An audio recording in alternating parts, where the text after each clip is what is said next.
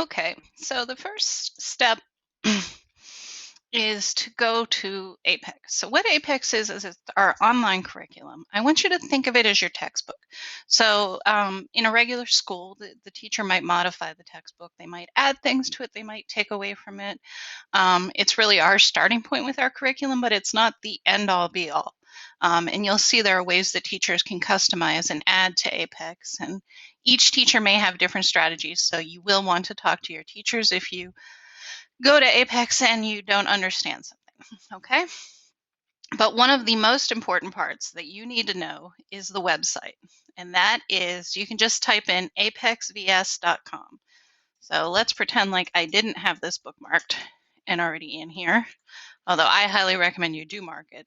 You can do apexvs.com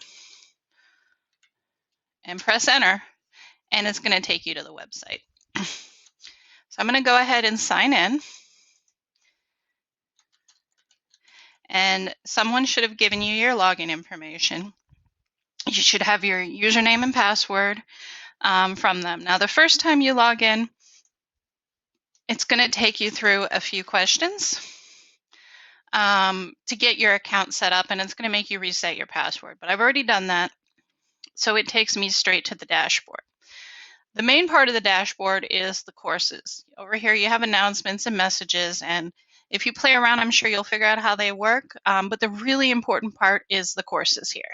So to go to a course, you would just click on the name. I'm going to come in later and we'll talk about specifically how to navigate the courses. For this one, I'm just going to talk about what's on the dashboard.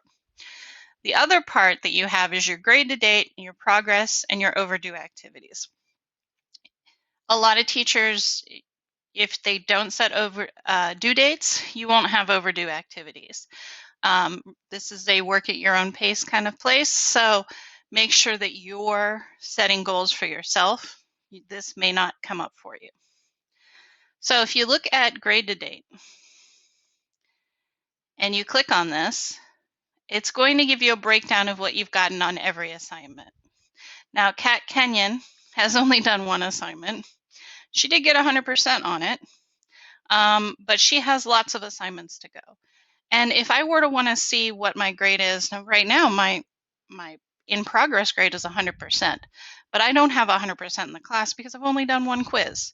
So in order to find out my overall grade in the class, I click on Go to Classic View. And this one is really nice because you could print it out and you can keep an idea. And I like to resize this so I can actually see these. This tells you the names of the assignments. But you can scroll down and see at the bottom, you have the percentage, right? So I can see that I've only done 1% of the class. So I have a 1% right now in this class, even though my in progress percentage is 100%. And I can also see all the assignments here. So this might be a good thing to print out and put in a binder or in a notebook so that you can see how many things there are, and you can check things off as you do them and make sure you're keeping up with things. Now I can go back and also see my progress bar. So this class, I haven't done anything. I'm 0% complete. If I go to reading skills, I am 1% on schedule, okay? I also have announcements over here. Anything that is blue is a blue link or a blue button. You can click on and you can do things. So if I click on this, it's going to bring up the announcements over here. I will have to scroll all the way to the bottom and I can see the announcements.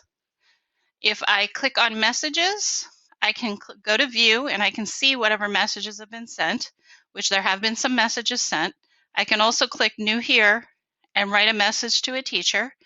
I'm going to go back and show you if you just wanted to write a message from a teacher, you can also click plus here and it can open up the message window. You're just going to choose your teacher's name out of here. I'll choose Amy Kenyon, that's myself.